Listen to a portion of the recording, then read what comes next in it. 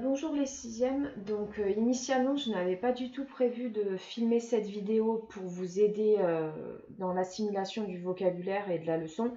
Mais vu que ce fut extrêmement laborieux aujourd'hui, je me suis dit, bon, je vais faire ça, ça fera une aide supplémentaire en espérant qu'ils en tirent profit et qu'ils regardent la vidéo. Donc je vais à nouveau prononcer le vocabulaire vu en classe aujourd'hui et je vous invite à le répéter après moi pour que la prononciation finisse par rentrer et pour que vous finissiez par mémoriser les différents mots de vocabulaire. Allez, c'est parti. Make my bed. Make my bed. Tidy my room. Tidy my room. Look after my brother or my sister. Look after my brother or my sister. Take care of my pet. Take care of my pet. Make my bed, tidy my room, look after my brother or my sister, take care of my pet. Set the table. Set the table. Clear the table. Clear the table. Cook. Cook. Wash the dishes. Wash the dishes. Do the washing up. Do the washing up. Hoover the house. Hoover the house. Vacuum the house. Vacuum the house. Mop the floor. Mop the floor. Take the dustbin out. Take the trash out. Et il y en avait un autre dans la carte mentale du vocabulaire qui était take the garbage out.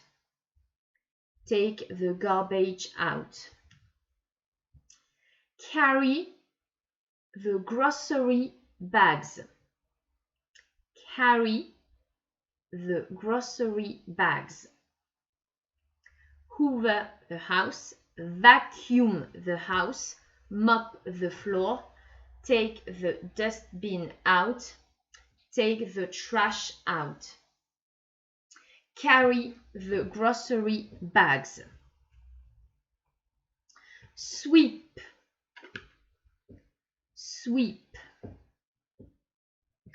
Wax the floor.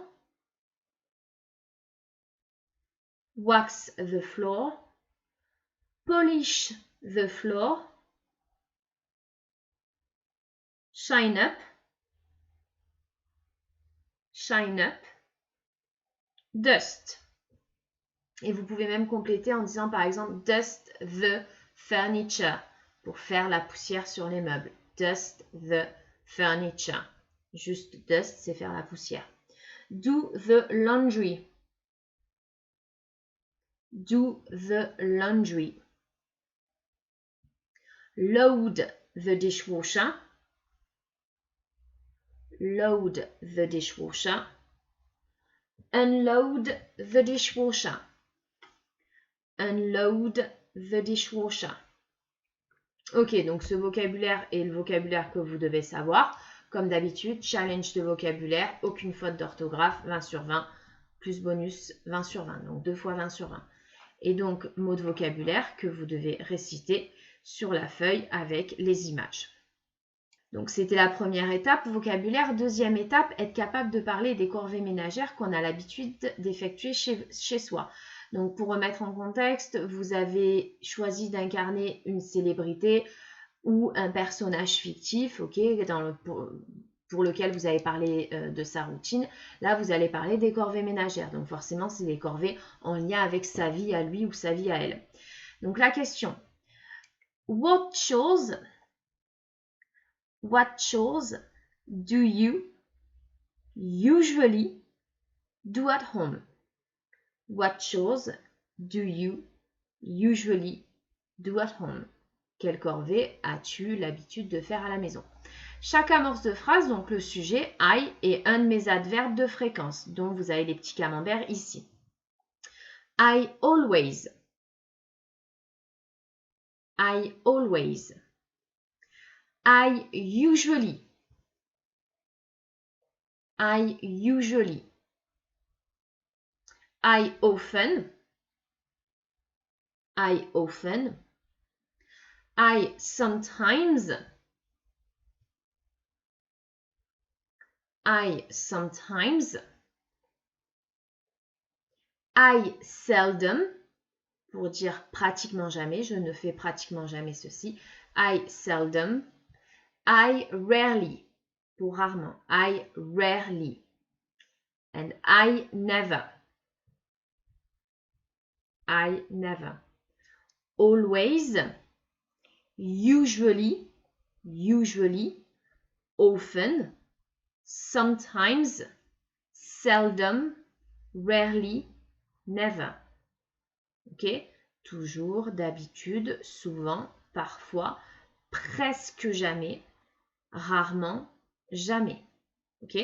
Donc après chaque amorce, I always, I usually, I often, I sometimes, I seldom, I rarely, I never, vous mettez une corvée ménagère